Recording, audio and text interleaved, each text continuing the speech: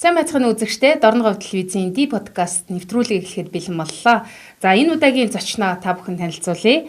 Хуульч, нийслэлийн иргэдийн төлөөлөгчдийн хурлын төлөөлөгч, нийслэлийн засаг даргын зөвлөх Нандстын Баяр чимэг оролцож байна. Өдрийн мэнд хүргэе. За, өдрийн мэнд хүргэе. За тэгэхээр таны хувьд бол одоо говийн бүсийн аймагуудад ажиллаад явж байна. Тэгэхээр Дорногов аймгийн Саашанд хотод бол та төрж өссөн байгаа. Тэгэхээр яг манай аймгийн төлөөлөл нийслэлд ингээд ажиллаж байгаа. Тэгэхээр маш олон туршлагыг ингээд өнгөрсөн хугацаанд одоо олж авсан юм шиг харагдаж байна. Саяхан говийн бүсийн оюутнуудтай уулзсан байлаа. Тэгээ нутгийн оюутнуудтайгаа уулзаад ер нь одоо оюутан залуучууд яг юу ярьж байна? Тэндээс ямар санаачлалууд гарч байна?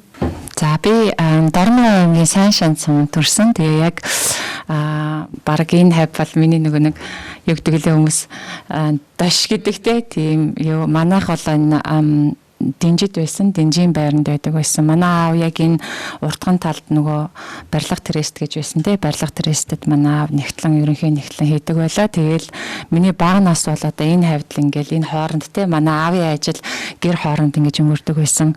Тэгээ манай ээжийн аав ээж те өвөө маань бол энэ баазын байранд байдаг.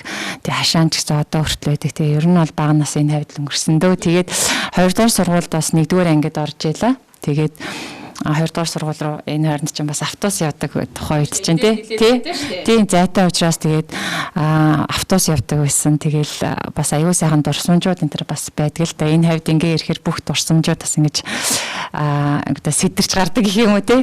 Тэгээ бага насны бүхэл сайхан дурсамжууд яг энэ хавьд л байдаг. Тэр газар одоо өнөөдөр ингээ сууж байна. Тэгээ аюул сайхан сэтгэл өндөр байна.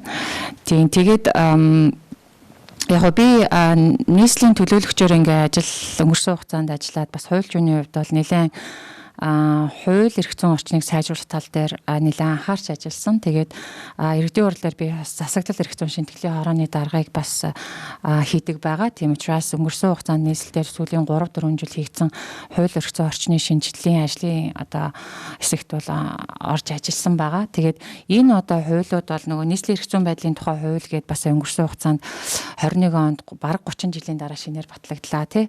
За энэс хойш сая 23 оны 12 сард бас нийслэлийн төвчрлийг бууруулах төвлөрлийг сааруулах орон сууцлах бодлогын хууль батлагдлаа. Одоо бид нар 3 дахь том багц хууль гээд төр хувийн түншлэн хуулийн нэмэлт өөрчлөлтийн ийм төслүүдээр бас ингээ ажиллаж байгаа. Тэгэхээр энэ хуулиуд маань бас яг зөвхөн хотын асуудал биш, бас орон нутг руу чиглэсэн бас бодлогын аюул олон асуудлыг бас шийдэж өгч байгаа. Ялангуяа хотод бол төвлөрөл бий болоод хотын асуудал чинь агаарлын бохирдол төвчрэл гээд ингээл бий болж байна. Тэгэхээр хотын төвлөрлийг сааруулна гэдэг маань өөрөө буцаагаад орон нутагт одоо тодорхой хэмжээний төвлөрөл зах зээлийг бий болж ажлын байрыг нэмэгдүүлж орон нутгийг бас өгөөжтэй байлгаж цаашдаа хөгжүүлэх бас том бодлогын ард явж байгаа. Тэгэхээр энэ дээр бас өнгөрсөн хугацаанд нэлээд бас үүрэг ройлтойгоор бас ажилласан байгаа. За тэгээд мэдээж бол би өөрөө энэ говь нутгийн Дорноговын те энэ уугуул хүний хувьд миний аав ээж бүгдээрээ л энэ Дорноговд одоо төрсэн ажилд амьдарч байсан. Манай ээж одоо энэ Дорноговын нийтийн ах үйлчилгээнд ойдлчин хийдэг байлаа тий.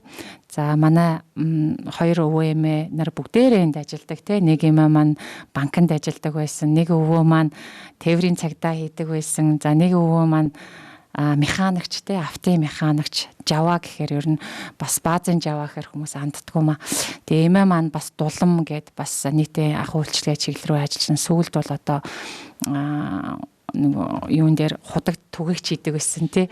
Ингээд ийм байсан. Тэгээ яг ийм говь нутгаас би гаралтай энд ингээд төрж өссөн болохоор ер нь бол аливаа ажил хийхэд бас тэгэл нутагд руугаа бас сэтгэл уяатай тий. Энд л бас ингэж анхаарч ажилладаг байгаа. Тэгээд саяхан одоо өнгөрсөн 7 хоногийн 5 дахь байна уу да тий говийн бүсийн оюутнуудтай уулзсан. Тэгээд маш олон оюутнууд ирсэн. 800 гаруй оюутнууд бол цугласан. Тэгээд бид бүхэн бас тодорхой хэмжээний бид нар чинь шийдвэр гаргах төвшөнд те бодлого тодорхойлох төвшөнд ажиллаж байгаа учраас говийн бүсийн хөгжлийн талаар одоо бас тулгамдж байгаа анхаарах зүйлүүдийн талаар санал солилцсон оюутнуудтайгаа дээрэс нь энэ бүсчилсэн хөгжлийн бодлогын талаар бас тодорхой мэдээллүүдийг өгсөн.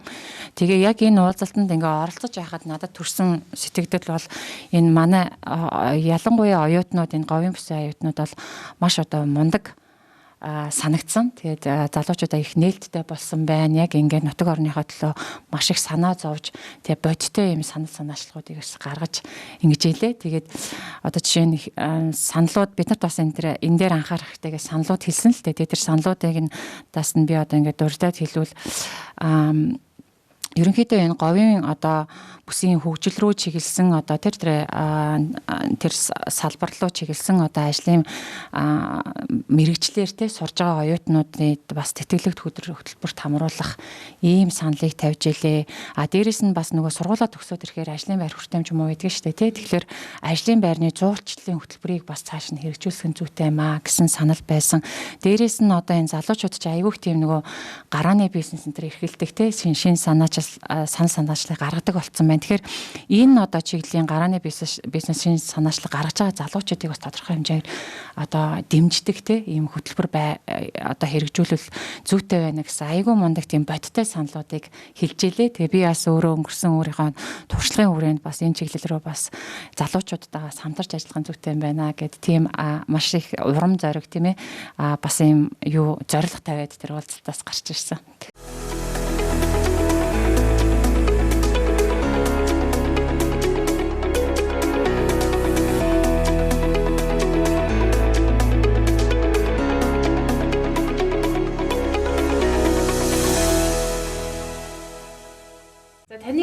Та бол одоо Эрдэнэс 5 толгой төрөмжт хувьцаат компанид бол хууль зүйн асуудал хариуцсан дэд захирлаар тухайн үед одоо хэдий хэр хугацаанд ажилласан бэ? Ер нь одоо ажиллаж явах хугацаанд таны одоо илүү анхаарал хандуулж исэн ямар ажлууд байв? Би нэг 2 жил гарan ажилласан байна. Тэгээд мэдээж бол одоо энэ Эрдэнэс 5 толгой компани тэр хуулийн асуудлыг бас хариуцж байгаа учраас яг тэр тухайн үеийн чиглэлийн хуулийн бүхэл зүйл дээр одоо тий хянаж одоо бас бодлогын талаас нь одоо анхаарч хуулийн талаас нь анхаарч ажиллаж байсан. Гэхдээ энэ хугацаанд нэг том ажлыг бид нар эхлүүлсэн. Тэр нь юу болохоор Эрдэнэс 5 толгой компанийг одоо компани IPO гаргах гээд тий гадаадын хөрөнгийн биржид IPO гаргах гэж байдаг асуудлыг бид нар эхлүүлж ирсэн. Энийг бас сонсч ирсэн баг тий 17-8 оны үед бол бид нар засгийн газрын хуралдаанаар энэ асуудлыг 6 сар оруулж исэн. Миний санахын тэгээд засгийн газрын хуралдаанаар орж дэмжигдээд 18 оны 7 сард одоо улсын хурлын 73 дугаар тогтоол гээд тогтоол бол гарч ирсэн. Тэр бол уг нь одоо яг энэ Монгол улсын доктортой хөгжил ярьж байгаа энэ одоо эдийн засгийг тэлэх бодлого ярьж байгаа энэ цагт бол хамгийн чухал дээрэс нь энэ одоо нүүрсний улгаа яригдчихэж штэ тий ил тод бус байна гэдэргийн асуудлууд ярьж байхад энэ тий авилгын асуудлууд яригдж байна. Тэгэхээр энэ одоо Эрдэнэс 5 толгой компани IPO хийх гэдэг энэ бол яг энэ асуудлуудыг одоо шийдвэрлэх маш чухал тийм гарч байсан. Тухайн үед бол тий энэ үндсэндээ одоо олон улсын хэмжээний компани болно гэсэн үг штэ. Тэгэхээр олон улсын хөрөнгийн бирж дээр гадаадын хөрөнгийн бирж дээр хувьцаагаа гаргана гэдэг чинь эхний ээлжинд зарим хүмүүс хардаг байхгүй нэг хөрөнгө оруулалт дутагдaltaй хөрөнгө оруулалтаа л нөхөх тийм зорилготой гэж хардаг. Гэтэл IPO хийн гэдэг маань өөрөө тэр компанийг засаглалын хувьд бүгдийг нь олон улсын түвшинд аваачдаг. Дээрээс нь үйл ажиллагааг нийл тол болгодог ийм олон талын маш олон тийм давуу талуудтай байхгүй. Тэгээд энэ ажлыг бид нар бас одоо тухайн үед эхлүүлж байсан. Яг тухайн үед зарим нэг хүмүүс бол ойлгодгүй байсан, зарим нэг хүмүүс бол бас ойлгосон ч бас дэмжидэггүй ч юм уу бас тодорхой цалтгаанууд байсан л та. Тэгээд харамсалтай нь 20 онд бас энэ ажил бол зогссон. Би тэр уг нь бол тэр ажил бол бэлтгэл ажлыг бид 2 жил гаруй хийгээд улсын хурлаараа засгийн газраар оруулаад дээрэс нь эн чинь нөгөө олон улсын бирж дээр хөрөнгө хувьцаа гаргана гэдэг чинь өөрөө олон улсын шалгуурыг давж нөгөө due diligence гэдгийг давах хэрэгтэй байдаг байхгүй юу? Одоо хуулийн, санхүүгийн бүх шалгуурыг давж ээж тэр компани гаргадаг болохоос ш дурын компани бас гарчдаггүй тий. Energy Resource чинь гарч ирсэн шүү дээ тий өмнө тий хувийн эвшлийн компани. Тэгэхээр энэ өөрөө төрийн эмчийн компанийн хувьд бол шин замыг нэг эхлэл нь байсан.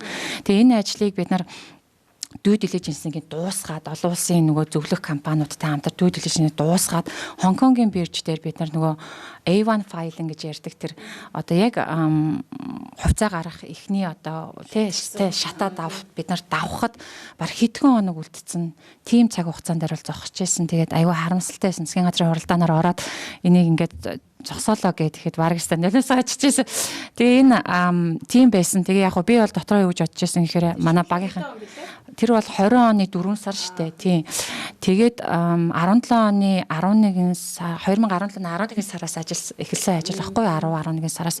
Тэгээ яг тухайн үед харамсалтай байсан. Гэхдээ ямар ч л байсан энийг нэг хизээ нэгэн цагт энэ одоо тий ажил бол явах ёстой. Тий энэ бол өөрөө угаасаа Монгол Улсын хөгжил тий Монгол Улсын иргэдэд өөрөө маш чухал өгөөжтэй шийдвэр авах хэрэгтэй гэж бодоод яг итгэл үнэмшил бол байсан. Тэгээ цаг хугацаа нь бол одоо бас ирж явах шиг байна. Тий засгийн газрын төвшин ч гэсэн айлаа шатанда энэ одоо төрийн хэмжээнд компаниудыг бүгдийг нээлттэй болгоё гэж яригдчихэж штэ тий. Тэгэхээр энийг бас сонсоод хууль чөний хувьд ч гэсэн тодорхой хэмжээгээр энэ асуудлын бас нөгөө эхлүүлэх ажлын багтанд ажиллаж байсан болохоор ер нь бас сэтгэл өөдрөгтэй ийм бас эерэг юутай байдаг. Тэгээ энийг дагаа сая бас өнгөрсөн 7 хоногт бас улсын хурлаас баялагын сангийн тухай хууль батлагдлаа шүү дээ. Тэгээ баялагын сангийн хуулийн дээр ч гэсэн бид нар тухайн үед ажиллаж байсан.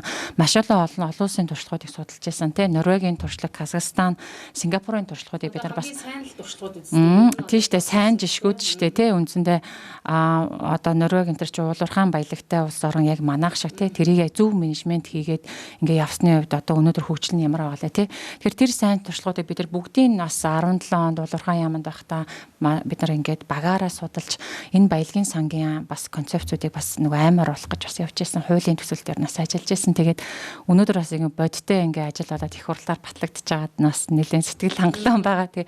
Та бол одоо Америкт сургууль төгссөн гэж түрүү ярьсан. Америкийн нэгдсэн улсын Лос Анжелес хотод ер нь гадаадд боловсрал эзэмшээд өнөөдөр бас Монгол улстай ажиллаад ялангуяа одоо олон төсөл хөтөлбөрүүд дээр та явж гин ажил амьдралаа яаж зохицуулж гин одоо гэр бүлийн хувьд тийм ээ. Тэгээд ингээд харах юм бол маш олон төсөл хөтөлбөр дээр ажилласан л айгуу тийм завгүй л харагдаад байна л та. За уулуурхаан хүнд үйлдвэрийн яамд ажиллаж байсан. За тэгээд тэн дээр бол бас маш чухал одоо юу гэдгийг тухайн үед бол гол төслүүдийн эхлэлүүдэнд бол тэр үед тавигдчихсан. Ялангуяа газрын тас боловсруулах үйлдвэрийн төсөл байна те. Газрын тэр төслийг бол 17 онд яг өмнө нь бол их яригдчихсэн л та. Гэхдээ бас тэнд бол гацаатай байсан шүү дээ те. Тэр гацаанаас гарах бас ажлууд дээр бол хуульчийн хувьас нь бол ажиллаж байсан байгаа. За мөн одоо Эрдэнэ сайн хамтлагаа компанид одоо олон улсын хөрөнгийн бирж дээр хувьцаа гаргах те IPO гаргах гэж ярьдаг те. Энэ төслийн бас эхлэл бол тэр 17 онд бид нар ажиллаж явах үед тавигдчихсэн юм. Тэгээ өнөөдөр одоо яг энэ 5-7 компаниг хаалттай компаниг нээлттэй болох асуудал одоо засгийн газрын түвшинд бол яригдж байгаа бол энэ бол маш зүйтэй зүйл байгаа. Энэ компани өөрөө өнөөдөр нүүрсний улгааны асуудал бол авилгын асуудал яригдж байна тий. Тэгэхээр энэ компани өөрөө хаалттай бас нээлттэй болсноороо олон улсад хүлээн зөвшөөрөгдөх ийм компани болно. Тэгээд үйл ажиллагаа нийл тод болон засаглалын хувьд бас энэ өөрөө яг л засаглалынхаа зарчмаар зөв зөвтэй явах боломж энэ IPO хийснээр одоо бүрдэх юм байгаа. Тэгээд дээрэс нь мэдээж энэ төслийн хувьд бол тодорхой хэмжээний бас цогцоор нь хөгжүүлэх энэ шаардлагууд бас байгаа шүү дээ. Энэ төслийг дагсан одоо дэд үтцийн тодорхой асуудлуудыг шийдвэрлэх, баяжуулах үйлдвэрийн тэр асуудлууд ярьдаг. Тэгэхээр энэ болгоныг хэрэгжүүлэхэд бас мэдээж хөрөнгө оруулалт хэрэгтэй тий. Тэгэхээр олон улсын хөрөнгийн зах зээл дээр нээлттэй болоо гарна гэдэг чинь бас энэ хөрөнгө оруулалтынхаа асуудлыг бас шийдвэрлэх боломжуудыг нээдэг юм байгаа. Тэгэхээр энэ дээр бол одоо бас миний хувьд нэлээд одоо дэмжиж дуулаа бас илэрхийлж явдаг. Дээрэс нь энэ тал дээр бол бас өнгөрсөн хугацаанд олон улсын сайн туршлагуудыг судалсан, бичиг баримтан дээр нь сууж исэн ийм байгаа. Тийм. Одоо ингээд хараад байгаа таны ажлын туршлага бол яг нөгөө Merit зарчмаар гэдэг шиг яг жижигээс нь ахуулаад ингээд агсан харагдаж байна. Ер нь хувийн амьдралаа ер нь яаж амжуулж зохицуулж байна. Эмэгтэй хүн яг хаа энэ олон нийт буюу одоо мөн одоо ялангуяа энэ хууль эрх зүйн салбарт энэ олон төслүүдэд оролцсон ажиллана гэдэг бол өөрөө бас л нөгөө карьерийн хувьд тийм ээ хавчигдах зүйл байсан уу? Эсвэл дуу хоолойгоо хэр тод хүргэжээ тийм ээ? Энэ талаас яривал. Тий. Яг уу амаргүй л дээ эмэгтэй хүний хувьд те ардаа бас нөгөө ар гэр үр хүүхдээгээ өсгөж хүмүүжүүлэх те ээж хүний хувьд бас өндөр хариуцлага байна те. Тэгээ дээрэс нь бас төрийн ажил гэдэг бол өөрөө бас хариуцлагатай ажил те. Тэгээд яг уу манай аав ч гэсэндээ хар багаас мань бол ер нь хүний итгэлийг алдаж болохгүй зарим аливаа ажлыг хийхэд бас те заавалчгүй энийг хариуцлагатай хийх гэдэг ийм бас зан чанарыг сургасан юм байна да гэж би боддгийн. Тэгээд би нэг ажил хариуцчихаараа одоо тэгэл ард нь заавалчгүй гарч ил санаа амарддаг шүү дээ. Одоо ерөөсөө 50 сууж чаддгаа дуусгаж ажил яадаг. Тэгээд мэдээж ээж хүний хувьд бол тэгэл аяжийнхаа өөрийгөө гүйцэтгэн те би гэртээ ороод одоо тэгэл хүүхдүүдээ асрах тэгэл хоол их бүхэл юмнуудаа зохицуулна штэ тийм бүгдийг л зохицуулна. Хүмүүс надаас аюух асуудгийн яа зохицуулж байна гэл тэгэл одоо хажууд чинь бас тусал дэмжих хүн байна уу гэдэг тиймгүй. Тэгээд чи ялангуяа энэ хүүхдүүд бага насны үед байхад чинь хүүхдүүд байхад эргээд илүү байж тэ энэ чинь явах хэрэгтэй шүү дээ. Тэгээд тийм учраас би ерөнхийдөө ажлын цагийн менежментийн хувьд бол амралтын өдөр нэг тийм ажил хийж тийм дургу гэх юм уу те. Тэгээд ерөөсөө амралтын өдөр ажил төлөвлөхгүй байхыг хичээдэг. Тэгээд амралтын 2 өдөр бол бүтэн ингээл гэртээ нөгөө ээжийнхээ ажлыг хийгээл те. Гэрээ цэвэрлжээ. Чанартай хийгээл те. Бүтэн байгаа. Тийм тэгэл би л нэг сандгийн нэг удаа өглөө 8 цагаас оройн 8 цаг хүртэл галтгоондоо зогссон байсан шүү дээ. Тэгээд хүүхдүүдээ хоол ундыг бэлдээд явах. Ажлын өдрийнхаа бас нөгөө хоолуудаа бас бэлдээд тавьчвал амар гэдгийг ажлын өдөр тэгээд ажлын өдрийн ажлыг бол ажлынхаа 5 өдөрт нь дамжуулах гал ингээл зорддог. Тэгээ Америкт би бас сурж байхад бол бусад оюутнуудын яг л адилхан тий. Яг л адилхан бас л байсан. Тэгээд мэдээж тэр улс руу зориод очсон хүний хувьд бол бас зорилгоо биелүүлээд магистртаа сурах хэвээр хажуугаарнаас нөгөө амжиргааны бас хэдэн төгрөгөө олж зарлаа олон тий. Тэгэл давхраас хажуугаар нэг жил хажуугаар ажил хийдэг байсан. Тэгэл дээр бас нөгөө сошиалор хүмүүс бас бичээдсэн шүү дээ тий. Гадаад байхад оюутан байхдаа тийм ажил хийдэг байлаа гэж бас бичиж байгааг харж байсан. Тэгэл яг л тийм адилхан одоо зөндөл олон ажилчдын хажуугаар хийгээл явж байсан. Тэгээ хамгийн сүүлд бол яг сургууль сурж байхад манай сургууль намайг admission officer нэг өдөр дуудаад тэгээд чи өөр ажил хийдгүүг ингэсэн баггүй. Тэгээ уг нь аль тэр чи хуулиараа бас болохгүй шүү дээ тий 7 тий 20 цагаас гээд цаг заасан. Тэгээд тийм ажил хийж болдгоо. Тэгээ би энэ айгаад одоо нам одоо мэдсэн юм байна да. Ажил хийж байгааг мэдсэн юм байна да гэж бодоод үгүй би ажил хийдгүү гэдгсэн чинь чамайг харин энэ сургуулийн admission office-д ажиллах уу гэж санал олох гэж байсан. Ингээд нэг тийм бас нэг хөвгөлтэй гэх юм уу тийм болж байсан. Тэгээд сүүлд сургуулаа төгсөх сургуулаа суралцсангаа ер нь тий төгсгөөс өмнө сургуулаа давхар бас ажилдаг байсан. Тэгээд нөгөө Аз оюутнууд дэг ирэхэд бас тэднэрт бас дэмжин тусалдаг тийм ажил хийдэг байсан.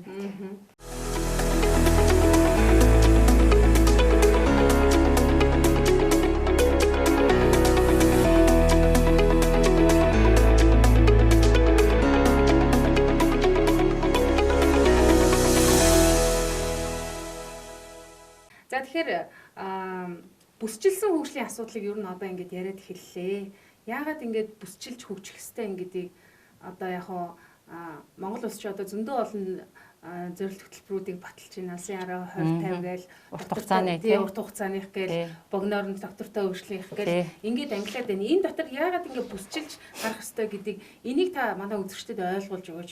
Хүмүүс зарим нь ойлгохгүй юм л да. Ер нь ингээд өмнө нь бол дан дангаараа сайхан ингээд явцдаг тий одоо усад татаас өгөөд авах нь аваад тэгээд өөрсдийнхоо л ингэж явдаг байлаа. Тэгвэл яагаад ингэж бүсчилж хөгжих хэрэгтэй юм бэ?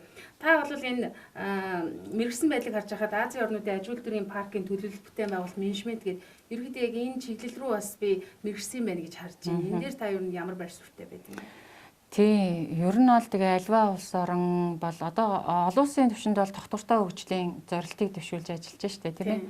Нүүбийн доктортой хөгжлийн тий зорилтууд гэж байгаа. Тэрний хүрээнд бол ингээд улс орнууд бүгдээрээ доктортой хөгжил рүү явж байгаа. Тэгээ доктортой хөгжил рүү бид нар явахын тулд хувь хүн ч гэсэн хүнд нэг юм зорилго байх хэрэгтэй шүү дээ тий. Тэгэхээр алсын хараа 2050 маань бол товчхондоо Монгол улсын 2050 онд бид нар хаана хүрэх вэ гэдгийг тодорхойлсон бичиг баримт. Өөрөөр хэлбэл 30 жилийн бидний зорилго гэсэн үг байхгүй. Бид нар 30 жилийн дараа 2050 онд бол энд очино гэдэг цэгээ тавьж байгаа юм. Энэ дотроо мэдээж чинь үе шаттайгаа очиж штэ тий. Тэгэхээр за тэгвэл энэ 30 жилийн эхний 10 жил бид нар юу хийх юм? За тэгээ хаана хүрчээд тэгээ цаашаага дараагийн 10 жилд юу хийж хаана хүрэх юм гэдэг. Ингээд дотор нь бас үе шаттай явуулж байгаа. Тэгээд эхний 10 жилийн зорилт чинь бол шин сэргэлтийн бодлого тий. Монгол Улсын засгийн газраас нөгөө санаачил дэвшүүлсэн энэ шин сэргэлтийн бодлого ба. За тэгээд шин зэрэгэлтийн бодлого дотроо бүрчилсэн хөгжлийн асуудал ярьж байгаа. Тэгээ яг хуу бүрчилсэн хөгжил бол яг хуу мэдээж энэ бүрчилсэн хөгжлийн бол бид нар бас олон жил ярьсан. Энэ бүр бүрчилсэн хөгжлийн удирдах зохицуултын хуульчгээ баталсан байдаг. Тэгээ яг хуу амь ороогүй. Гэхдээ өнөөдөр бас яг цаг нь болоод тий өнөөдөр энэ засгийн газар бас 24 оны энэ жил болгоод зарлж байгаа энэ рүү бас онцгой анхаарч байна гэж харж байгаа. Энэ бол өөрөө маш зөв бодлого. Олон улсын бас зөндөө сайн туршлагууд байгаа. Хамгийн наазах нь ихэд л одоо хятад улс гэхэд яг л бүсчилслээр бүсийнхээ онцлог тулгуурлаж бүсээ хөгжүүлж ээж ингэж интеграцж ээж ингэж явж штэ. Тэгэхээр би бол одоо нөгөө бүсчилсэн хөгжил гэхээр мэдээж бол энэ бүс нутгийн энэ өөрийнх нь онцлог зүйлүүд байна. За говийн бүс гэхэд бид нарт одоо уулуурхайн салбар тий хүндүүлбэрийн салбар, тээвэр логистикийн салбар тий ингэж хөгжих боломжууд өндөр байна, байгалийн баялаг байна. Дээрээс нь энийгээ дагсан боомтууд байна тий боомтыг цаашд нь бол бас хөгжүүлэх хэрэгтэй. Ялангуяа боомтыг бол би эдийн засгийн тусгай бүс болгож тий хөгжүүлэх нь зүйтэй гэж үздэг хүн. Ягаад гэвэл энэ чиглэлээр би бас хятадд Тэнжинд бас очиж туршлага судалж та мэрэгжил дээшлүүлж байсан. Тэгэхээр Тэнжин хот ч бас яг эдийн засгийн тусгай бус чөлөөт бүс рүү бол нэлээд хөгжижсэн ийм хот байгаа юм. Тэгэхээр энэ бүс нутгийн онцлог дээрээ суурилж одоо бас цаашдаа хөгжиё л гэдэг асуудал. Тэгээд маш энгийнээр би одоо хүмүүст юу гэж ойлгуул зүйтэй юм бэ гэж саяхан бас бодож байсан. Тэгэхээр бид нар ингэж ярьдэн шүү дээ нөгөө ганцаараа явбал хурдан явж болно тий. Тэгээ арай олоолаа явах юм бол хол явна гэдэг шүү дээ. Тэгэхээр энэ одоо жишээ нь говийн бүсийн жишээн дээр яхад говийн бүсийн 4 аймагт нэгэнд нь давуу тал байхад нөгөө талд нь одоо суулчаалц гэдэг юм уу те ийм аюунууд байгаа. Тэгэхээр бид нар дутуугаа нөхөөд те дундуураа дүүргээд үндсэндээ хамтдаа нийлээд нэгдсэн бодлого уялдаатаагаар хөгжиж хол явах гадлах. Нэгийг орхихгүйгээр хэдүүлээ ингээ хамт хөгжиё л гэдэг асуудал.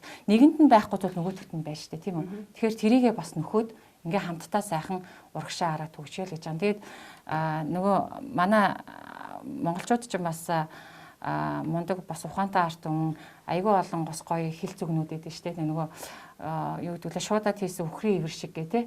Тэгэхээр тэр чинь өөрөө юу гэж хэлж яах нэхэрээ тэгээ шуудад хийсэн өхрийн ивэр шиг ингээд хоорондоо нэгдэж нийлж чадахгүй тэ. Нэг аймаг одоо жалга давныхаа үзлийг яриад их юм бол хөгжлийг яриад хэрэггүй байгаа байхгүй тэ. Тэгэхээр илүү эвлэж явж яаж бид нар хол явнаа. Нөгөө яриад байгаа 2050 онд Монгол улс хаана очих юм гэдэг зорилгыг тэр очих одоо арга барил чинь өөрөө одоо арга нь өөрөө бүрчилсэн хөгжлийн бодлого болоод байгаа байхгүй. Тэгэхээр би бас үндэсний хөгжлийн газар ажиллаж байхад бас тодорхой хэмжээгээр энэ бүсчилсэн хөгжлийн асуудал тухайд бид нар бас ярьдаг л байсан. Тэгэхээр өнөөдөр яг ингээд бодиттой ажил болох гэж байна. За тийм миний хувьд бас энэ чиглийн бас тодорхой хэмжээний туршлага байна. Тэгэхээр ялангуяа говийн бүсдэр бол энэ маш чухал бодлого учраас энэ оруу цаашдаа бодиттой хэрэгжих ёстой л гэж боддог. Замун үеийн жишээг ингээл аваад үзэхэд энэ бомтыгаа дагаад бид нар зөндөө олон жил чөлөөт бүсийн асуудал ярьлаа тий. Тэгэхээр энийг одоо бодиттой аим оруулаад эдийн засгийн тусгай бүс болгоо тэндэн доторхоо татварын зохицуулттай тий. Татварын зохицуулттай ийм болгож иж энэ өөрөө замун үе хотыг бид нар цаашдаа ер нь хотын статустай байдлаар хөгжүүлэх нь зүйтэй гэсэн ийм бас хувийн бодолтой байдаг. Баярлалаа. Маш тийм тодорхой тайлбар хэллээ. Тэгэхээр та нийслэлд иргэдийг төлөөлж суугаа, төлөөлөгч.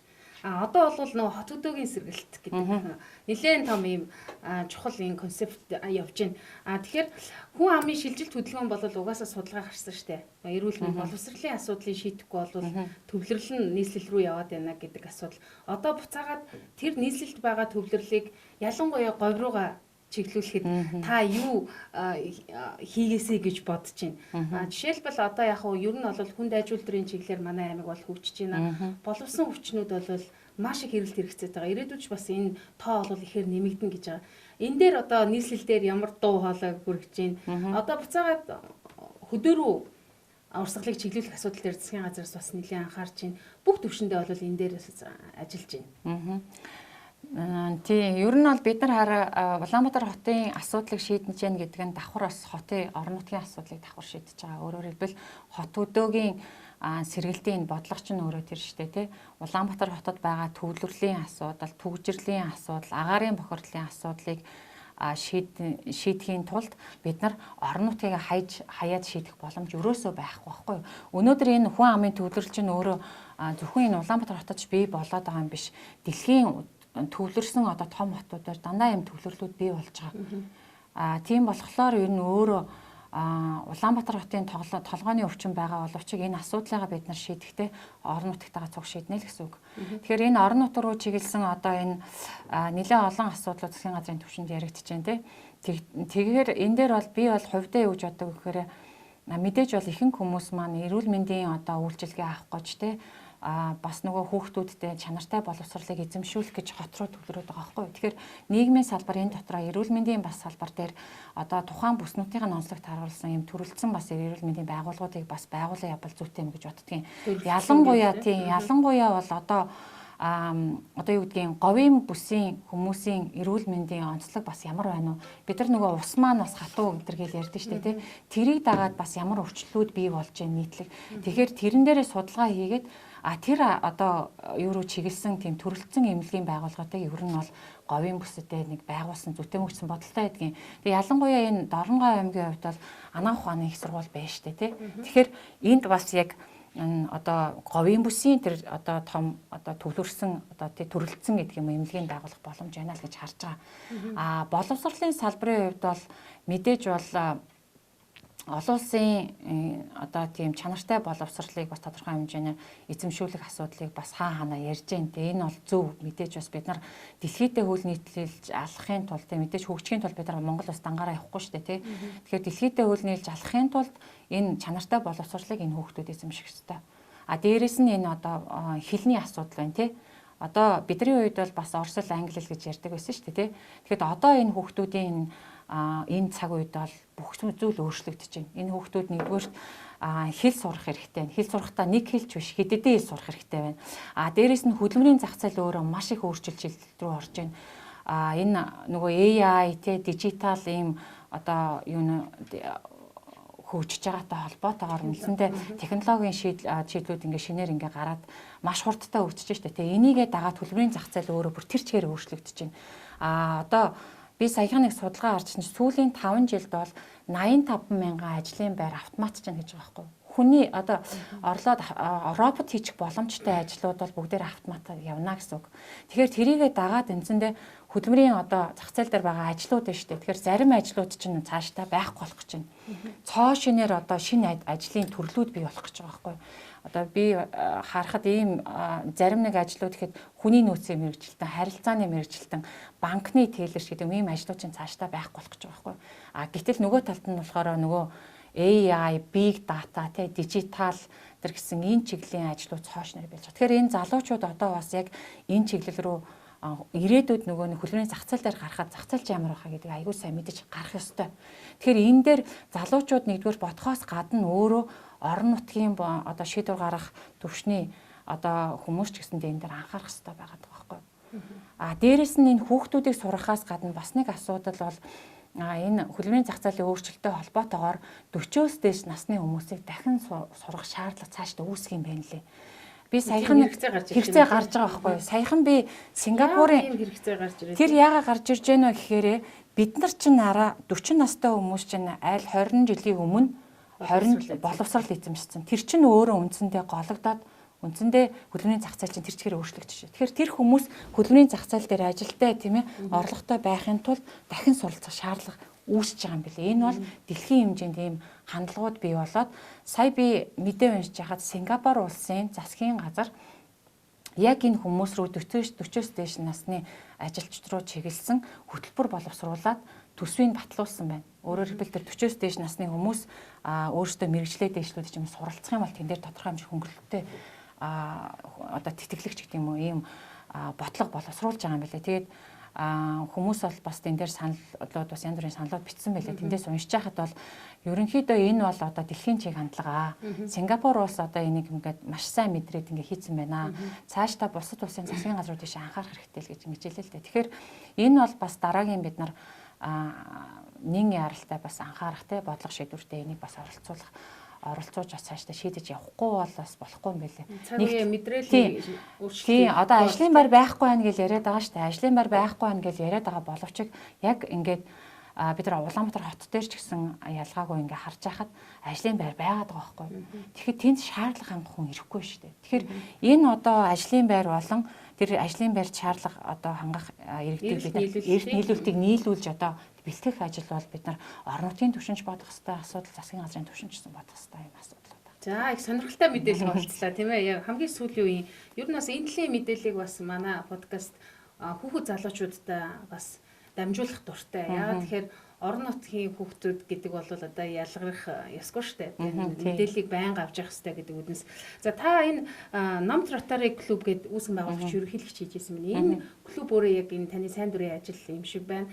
Яг юу хийдэг юм клуб вэ? Энэ сайн дурын байгууллага. Сайн дурын байгууллагатай бүр олон улсын байгууллага. Олон улсад хүлээмжшүүлэгдсэн 100 гаруй жилийн түүхтэй Америкийн Чикаго хотод анх одоо энэ Rotary клубыг үүсгэн байгуулж ирсэн гэдгийн түүхэн. Тэгээд энэ нүүб хүртэл одоо байгууллагдахдаа энэ Rotary байгууллагын дүрмийг одоо хуулбарлаж авч одоо дүрмээ боловсруулж ирсэн гэж ингэж ярьдаг. Тэгээд дэлхийн маш олон улс оронд энэ Rotary клубуд байна л да. Тэгээд Монгол улсад бол бид нар 20 одоо бараг 20 гаруй хаа клуб ажиллаж байгаа. Орон нутагч бас байгаа. Өмнөговь аймагт бол байдаг. Дундгой юун дээр Дарханд байдаг гэд ингээд хотод бас дийлэнх юм байдаг баггүй. Тэгээд энэ Rotary клуб маань бол бид нар нэг урайтай тэрний үе гэхээр бусдаас давж өөрөөсөө давж бусдад үйлчлэх гэсэн ийм урайтай байгууллага байгаа. Тэгээд бид нар нийгмийн сайн сайхны төлөө л үндсэндээ ингэж ажилдаг. Тэгээд илүү энэ боловсрал, эрүүл мэндийн салбар, тэгээд байгаль орчны чиглэлийн усны асуудал, энх тайван гэд нийтдээ 6 одоо салбар чиглэл рүү бол энэ дэлхийн бүх Rotary-чуд бол одоо ингээд анхаарлаа хандуул төсөл хөтөлбөр хэрэгжүүлдэг байгаа. За би болохоор энэ манай 2012 онд санагдаж байна. Номт Rotary клуб гэдэг энэ клубыг бас одоо яг л надтай адилхан одоо нийгэм рүү чиглэсэн төсөл хөтөлбөрөөр хэрэгжүүлээ. Бусдын төлөө бас одоо сэтгэл гаргая гэсэн тийм одоо адилхан юм зорилготой гэх юм уу тийм залуучууд бас хүмүүстэй эргэн тойрны хүмүүстэй нийлж байгаа энэ клубыг байгуулж ирсэн. Тэгээд үүсгэн байгуулагч гишүүдийнх нь нэг. Тэгээ 2014-өөс 15 онд энэ клубийн ерөнхийлөгчөөр ажиллаж исэн. Тэгээ бид нар бол өнгөрсөн хугацаанд нийгмийн рүү чиглэсэн олон төслүүд хэрэгжүүлсэн л дээ. Тэгээ энэний гол бидний нэг signature гэх юм уу болсон нэг төсөл байгаа. Тэр нь юу вэ гэхээр бид нар орон нутагт нөгөө яг сумдад ялангуяа сургуулийн дотор байранд амьдарч байгаа хүүхдүүд байгаа шүү дээ. Тэгэхээр тэр хүүхдүүдэд бас сурах боломжийг нээх энэ үүднээс бол сургуулийн дотор байранд номын сан тогтжуулж өгөх юм төсөл байгаа. Бид нар нийтдээ 3 аймгийн Улаанбаатар хотыг оролцуулаад тэгээ 4 юм байна. Ийм 4 одоо 3 аймаг Улаанбаатар хотыг оролцуулаад 8 газар бид нар бас энэ төслийг хэрэгжүүлээд ингээ явж байна. Тэгээд энэс гадна миний хувьд бас ерөнхийлөгч байх үедээ болохоор их хүүхдийн эрүүл мэндийн төвийн хавдрын төв гэж тухайн үед бас байгуулагдчихсэн ажаагийн нэг энэ санаачилсан. Тэр төвд бид нар 50-ны Rotary клуб болон бусад одоо бас Rotary клубтэй хамтарч одоо хөрөнгө босгоод тэгээ 68 мянган долларын одоо яг няраа хүүхдүүдэд зориулсан энэ тарилгын аппаратуудыг бид нар бас бэлгэлж исэн юм уу энэ төслийг бид нар бас хэрэгжүүлж исэн баг. Энэ мэтчилэн бол нэлээд олон төслүүдийг бид санаачилж хэрэгжүүлдэг. Жилдээ бол бид нар доотлон 3 төсөл хэрэгжүүлэх юм одоо төлөвлөгөөтэй гэдэг юм байдаг.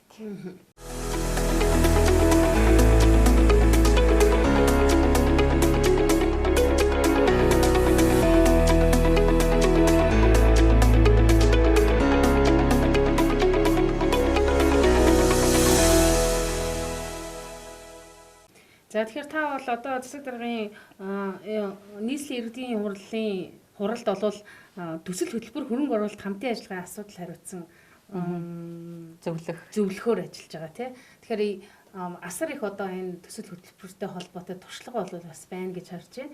Тэгээд дорн говийн аль нэг хүмүүс гэх юм уу хүн очиод танаас зөвлөгөө авъя гэвэл та бас цаг зав байвал одоо зөвлөгөө өгөх боломж юу хэр байт юм бол нээлттэй штэ тий. Одоо миний чадах одоо мэдих зүйл байвал би нээлттэй хуваалцаад ингээд явах боломжтой. Ер нь бас ер нь нээлттэй л хуваалцдаг. Одоо угаасаа миний сурсан зүйл ч гэдэг юм энэ мэдлэг бол зөвхөн энэ нэг хүнийх биш штэ тий. Энийг илүү сайн түгээж ээж ингээд цаашаагаа энэ улс орныхаа хөгжил ч юм уу орон нутгийн хөгжилд бас түгээж нэгдэг чинь бид нар хувь нэмрээ оруулж яах гэсэн үг тий.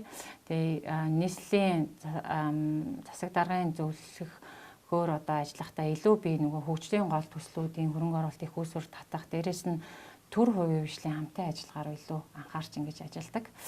төрийн үеийн хамтын ажиллагаа гэдгийг бол бас манай монголчууд ер нь бол бид нар аягүй олон жил ярьсан шүү дээ.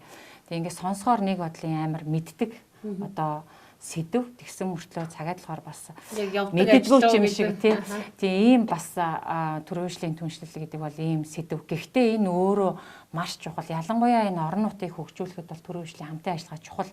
Яагаад тэгэхээр бид нар зөвхөн төсөв дээр суурилж одоо орон нутгийг хөгжүүлнэ гэвэл төсөвчөө өөрөө хязгаарлагдсан шүү дээ тий. Тэгээ өнөөдөр олон асуудлууд ингээ хуримтлагдчихаа шийдэж чадахгүй байгаа юм чинь санхүү төсөв дутагдaltaй байгаас л хамаарч байгаа. Тийм учраас бид нар одоо ер нь бол орон нутгийн хөгжил энэ бүс нутгийн хөгжлийг цаашдаа ярихын тулд төр хувийн хвшлийн түншлэлээр бид нар суйрлах хэрэгтэй. Өөрөөр хэлбэл хувийн хвшилтэйгээ хамтарч те гадна дотны байгууллагуудтай хамтарч тэндээс бид нар хөрөнгө босгож ингэж одоо уялдаж ажиллаж олон талын хамтын ажиллагаар энэ орон нутгийн хөгжил явна. Тийм учраас энэ хуулийн дээр би бол онцгой анхаарал хандуулж ажилладаг. Анх энэ хууль чинь 22 оны 7 сард байхаа улсын их хурлаар батлуулсан. Тэр батлуулах үед би ажлын хэсэг их хурл дээрх ажлын хэсгийн багт нь бол ажиллаж байсан. Тэгээ одоо бид нар нийслэлээр төрийн түншлийн хуулийн нэмэлт өөрчлөлтийг боловсруулад тэгээ ажлын хэсэг дотор нь бас мөн би ажиллаад их хурл руу бас энэ хаврын чуулган хэлэлцүүлэхээр явж байна. Тэгэхээр энэ хуулийн цаад гол концепц нь юу вэ гэхээр орон нутгийн хувьд болохоор хувийн хвшлтэйгээ хамтраад яг амин чухал энэ асуудлаараа өөрсдөө бие даадаг болёо. Бие даан шийдвэрлэдэг болёо гэсэн энэ концептынд явж байгаа. Ялангуяа дулааны дутагдлын асуудал байна тий, эрчим хүчний дутагдлын асуудал байна, хог хаягдлын менежментийн асуудал байна, гадаргын усны менежментийн асуудлууд байна тий.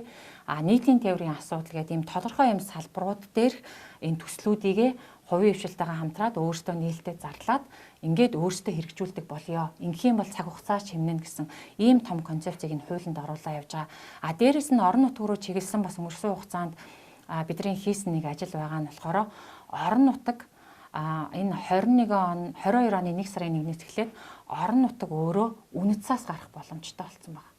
Өөрөөр хэлбэл үнэт цаас гаргаад яах гээд байгаа юм бэ гэхээр бас л нөгөө дутагдaltaй их үүсвэрийг хөрөнгөний биржээр үнэт цаас гаргаж хөрөнгө их усаар та хөрөнгө босгоод тэр төслүүдийг хэрэгжүүлэх гээд байгаа. Тэгэхээр энэ чинь мөнгөгүйгээ суугаад авах биш санхүү их усаар татах ийм боломжуудыг бас бид нар сая нийслэлээр сууж байхдаа одоо ажиллаж явах хугацаанд улсын хурл руу засгийн газар руу улсын хурлаар шийдсэн байгаа. Тэгэхээр миний хэлэхэд байгаа санаа юу гэхээр нөгөө чи нөгөө хотод ажилддаг юм байна. Хотын л асуудлыг хариуцдаг юм байна гэж хүмүүс ойлгоод байдаг байхгүй. Тэгэхээр хотыг дагаад эн чинь хүссэн үсгөө орон нутгийн асуудлуудыг бид нар ярилцаж хамтд нь ингэ шийдэж яваад байгаа байхгүй. Тий. Тэгээд энийг бас сайн хэлж одоо мэдээлэл өгөхгүй бол зарим хүмүүс бас мэдээлэл нэлээд дутмаг байдаг юм лээ. Би тэгээ энэ тас уулзахаараа орон нутагч одоо боонд гардаг болгосон штэ, эрхэн нэгдсэн штэ, хуулийн дээр ч юм байгаа штэ. Энэ төрийн хвшлийн түншлэл ингэдэг штэ гэж бас тайлбарлал явуулсан. Тэгэхээр та бол нөгөө хууль чууны үднээс бол нөгөө хуулийг тайлбарлаж байна. Ер нь бол хуулийн сурталчилгааг бол иргэдэд маш сайн хийж ийм боломж байгаа гэдгийг үзэгчд буюу иргэд маань мэддэг хэрэгжин тий. Гэтэл нөгөө ямар хууль батлагдаад яаж хэрэгжээд ямар шатандаа ингэ яваад идгийг бас зарим хүмүүс өөрт нь тулгархгүй болохоор одоо хэрэгжүүлэхгүй орхидаг юм. Тийм холын юм шиг бас сонсогдоод байдаг тал бий тий. Тэгэхээр ингэж ярьж явд юм байна гэж ойлголоо. За тэгээд орон нутгаа Дорногов аймаг өнөөдөр бол одоо бас говийн энэ 4 аймагаас нэлээд туршлага болох үс одоо сүүлийн өрсөлдөх чадрын үнэлгээгээр сүүлийн жилүүд тэгүүлж байна. Ер нь одоо цаашдаа бас илүү одоо ямар боломж харагдчих гэж үзэж байна. Та бас энэ дээр ямар одоо өөрийн оролцоотойгоор оролцох боломжтой байна гэж харж байгаа юм. За ер нь бол Дорногов аймгийн хувьд бол бас уул уурхай тодорхой хэмжээний дээрэс нь хүнд үйлдвэрлэл хөгжих одоо боломжтой тийм учраас энэ холбогдох төслүүд бас хэрэгжээд явж байгаа тийм. Тэгэхээр мэдээж бол одоо яалтгүй бид нар уул уурхай дагаад хариуцлагатай уул уурхай гэдэг зүйлийг тийм иргэн хүн одоо болон байгальд сөрөг нөлөөгүй уул уурхайг цааш нь хөгжүүлэх зайлшгүй шаардлагатай гэж би боддог. Одоо Өмнө Говь аймагт бас тулгамдсан маш их асуудал шүү дээ уул уурхай дагсан. Тэгэхээр тийм зүйлүүд бас одоо энэ одоо Дорногов аймагт битгий бий болоосаа гэж би бас боддог. Тэгэхээр энэ дээр бол бас энэ хуулуурхайн салбарт ажиллаж байсны хувьд бол бас дуу хоолойгоо гаргаж бас явдаг. За тэгээд цаашдаа бид нар алсын хараа яах вэ гэхээр мэдээж энэ байгалийн баялагч өөрөө шавхагддаг нөөц шүү дээ тийм учраас бид нар цаашдаа өнөөдрөө бодох ш ирээдүгөө бодоод энэ одоо уулуурхай хөндлөлтөрийн салбар дээрээс хуурлаад бид нар дараагийнхаа бид нарт байгаа боломжоо нээж тий дараагийнхаа бас салбарыг хөгжүүлэх хэрэгтэй. Тэгжээж бид нар эдийн засгаас солонгоруулах хэрэгтэй тий. Зөвхөн нэг юм уулуурхай хөндөөлтөр дээр түшигсэн эдийн засаг харагдаад байна шүү дээ. Тэгэхээр энийг бид нар солонгоруулах хэрэгтэй. Тэгэхээр мэдээж бид нарт аялал жуулчлалыг хөгжүүлэх боломж байна тийм ээ. Тэгэхээр аялал жуулчлалаа цааш илүү төлхөө хөгжүүлэх байх шаардлагатай гэж харж байгаа. Мэдээж өнгөрсөн хугацаанд тодорхой хийсэн ажлууд байна тий. Манай хамрын эд байна тий. Хайрхан байна тий. Тэр чинь өмнө бидний бага байхад чинь ингээд шороол исэн шүү дээ. Тэгэхээр чи одоо хүмүүс ирэхэд чинь аюу гоё тий ингээд шаттай их гоё тогтчлт хийцэн энергийн төв байна. Тэгээ жил болгон энэ дотоодын аялал жуулчлал бол нааша чиглэж штэ тий. Тэгэхээр энийг илүү сайн бид нар хөгжүүлээ тий. Энийг дагаа аялал жуулчлалыг дагсан нөгөө яг гадны аялал жуулчлалын байгууллагууд шиг ингээд баазууд шиг хөгжих хэрэгтэй байна л да тий. Наацхан л нөгөө гадны хүмүүсээр л нөгөө нойлын асуудлыг шийдэх гэж ярьдэн штэ. Тэр нойл молыг нь асуудлыг шийдэх ийм юуг бол цаашдаа бид нар хийх ёстой гэж ингэж боддог. Дахиад нэг зүйл нь болохоор бомтын асуудал би түрүүнд хэлсэн тий. Замун үед бомтыгаа бид нар яг л олон улсын сайн жишг одоо ингээл сая бол бомт бол нэлээд том өргөжөө. Тийм тий 24 цагийн юу үйлчилгээтэй энэ төр болчлоо штэ. Бас өнгөрсөн хугацаанд маш олон ажлууд хийгдэж байна тий. Энийг бас харахад сайхан байна. Гэхдээ цаашдаа бас илүү хөгжүүлэх шаардлага байна. Олон улсын туршлагатай ингээд харьцуулаад харахад те. Тэгээ мэдээж энийгээ бид нар бас энэ бүчээсээ хөгжлийнхаа бодлоготой уялдуулаад тэгээ шуурхай бас шийдээд явах нь зүйтэй гэж ингэж бас харж байгаа. Давхар бас мэдээж бидний одоо яг энэ хөгжилд нэг хязгаарлал болоод байгаа ч юм уу зүйл бол усны асуудал шүү дээ те. Тэгэхээр бид нар энийг бол хаанч хайж болохгүй энэ усны асуудлыг говийн одоо цүлжилтийн асуудлыг бид нар бас онцгой анхаарч явах хэрэгтэй. Байнга ярьж байгаа. Тэгвэл бас яг энэ усны асуудал дээр бол дөрвтэй ажлууд өнгөрсөн хугацаанд хийгдсэнгүй те. Тэгэхээр энийг бол одоо бодиттой ажил болох хэрэгтэй гэж боддог. Тэгээ ялангуяа энэ бүний усыг энэ хүнд үйлдвэрлэлд уул уурхай дээр бол ашиглахыг тодорхой хэмжээ хязгаарлах хэрэгтэй. Дээрээс нь нөгөө талаас нь энэ гадаргын усыг бас хунгаагаас татах гэдэг те. Энэ төслүүдийг бол бодиттой ажил болох. Ер нь энэ ойрын хугацаанд бол бодиттой ажил болохгүй бол үнэхээр болохгүй байна. Тэгээд би бас сая ингээ ажиллаар тойроод явж хаад бас миний нэг эмзэглсэн асуудлын нэг энэ дээр бас нэг яалтгүй нэг шийдэл гаргаад явах хэрэгтэй байна л гэж ингэж бодлоо. Тэгээд давхар бас ундны усны асуудалтай энэ өөрөө бид нарын эрүүл мэндэд бас яаж нөлөөлж байгаа вэ? Би одоо өөрөө ч бас мэдчихээн л да нөгөө бид нар чинь нэг ингээ нөгөө говийн ингээд дорноговийн гэхээр энэ шүдний хэмжээд ачаал үзүүлэхээр говийн хуучийг л дийдэн шүү дээ. Тэгээд тэр чинь нөгөө ингээд нөгөө хатуу усны хатуулагтай бас холбоотой тий. Тэгэхээр энийг бас одоо яаж шийдэх хэрэгтэй вэ? Тий нэг яг тодорхой хэмжээгээр бас ингээд айл өрх ингээд сегментээр шүүлтээр та шийдэж явах шиг байна. Гэхдээ энийг бас аймгийнхаа хэмжээнд те том зургаар нь бас нэг юм дөрвтэй шийдэл гаргах хэрэгтэй мэл гэж ингэж боддог тий. Баярлалаа. За өнөөдрийн ярилцлага бол нэлээд ийм албан ёсных юм шиг мөртлөө бас нэлээд шийдэл хайсан ийм ярилцлага боллоо гэж би бодсоолаа. Тэгэхээр таны дараагийн ажилд амжилт хүсье. Эмэгтэй хүн гэхэд маш одоо том ажлууд дээр ажилт юм байна. Тэгээд энэ болгоныг одоо харамгүй бас манай үзэгчтэй хуваалцсан маш их баярлалаа. Таны цаашдын ажилд амжилт хүсье. За баярлалаа. Тэгээ та бүхнийхээ ажилд ч гэсэн өндөр амжилтыг хүсье. Баярлалаа. За үзэгчтэй өнөөдрийн D подкастын зочноор хуульч, нийслэлийн иргэдийн төлөөлөгчдийн хурлын төлөөлөгч, нийслэлийн засаг даргын зөвлөх Нандстын баяр чимэг оролцлоо. Анхаарлаа хандуулсанд баярлалаа.